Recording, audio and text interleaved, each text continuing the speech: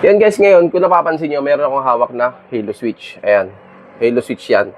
Yan, gaya nga na sabi ko, kailangan kong maituro sa inyo paano yung terminals na ito para yung sa pagkakabit ng stock horn tsaka loud horn, maintindihan nyo. So ayan guys, ito meron itong 5 wire. Merong blue, green, yellow, black, red. So ngayon, ito yung mga ibig sabihin niya. Yan, ito guys, oh. Yung yellow niya guys, ito yung common.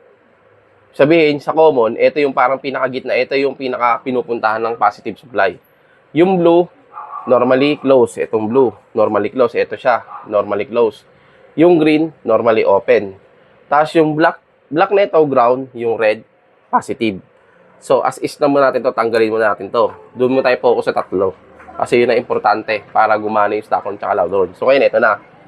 Yan, nakalagay guys, si blue dito. Si blue yung normally close. Si green yung normally open, si yellow yung common. So, ito na si common. Ito na guys, para mag-function yan. Once guys, itong switch na to, di ba, pag papansinin mo, ayan, pansinin mo, hindi siya nakalubog. Kaya pag pinindot mo, nakalubog na siya, di ba? Nakalubog na. Yan, lubog na to. Yan. Ang ibig sabihin na to guys, yan, pag hindi pa siya napipress, naka-at-rest mode siya, hindi siya napipress, ito yung tagging niya. Pag di pa napipress, ibig sabihin guys, yung tagging niya, yung common, tsaka normally close, shorted yan. Etong common na yellow at blue, shorted niyan.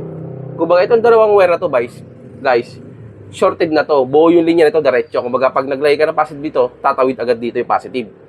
Yan. Tapos ito naman, pagdating naman sa green, normally open, ito, tsaka ito, hindi pa siya shorted. Kasi hindi pa natin pinipindot. Yan.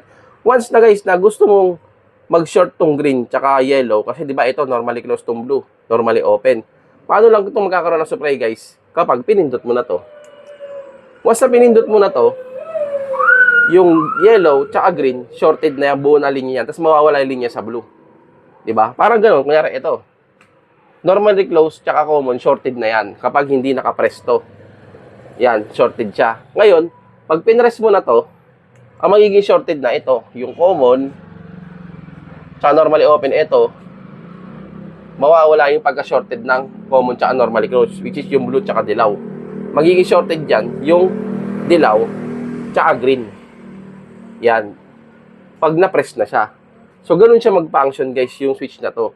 Kasi, importante ito, kaya alam mo to, kasi sa paggagawa ng loud horn, yung merong transition na pwedeng stock horn, loud horn, gamit na gamit to. Kasi ito lang yung magtutulay eh. Ito yung switch na to yung magtutulay sa stock horn, ito yung magtutulay sa loud horn. So, ganun lang ang function nito. Yun, gaya nga na sinabi ko, ang normal niya,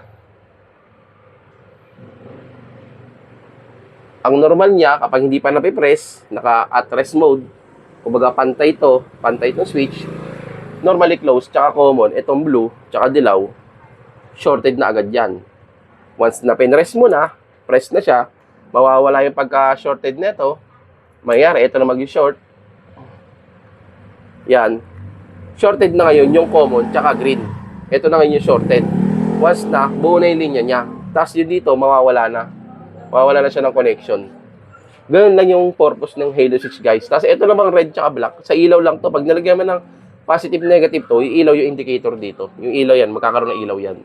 Yun yung purpose ng red tsaka black. Kasi ito naman, yung sasabi ko, ito yung importante yung tatlo. Common, normal close, normally open. So ngayon, sana naiintindihan nyo itong content na to, itong diagram na to kasi napaka-importante na ito sa switching kasi maraming mekaniko na hindi pa alam gamitin to. Hirap silang gamitin, akala nila pwede daw hazard switch, hindi. Switch lang din to ng dalawa, kumbaga paghihiwalayin mo yung dalawa. Yan. So ngayon, sana kung may natutunan kayo, pa-subscribe na lang ng ating YouTube channel. Yan, maraming salamat.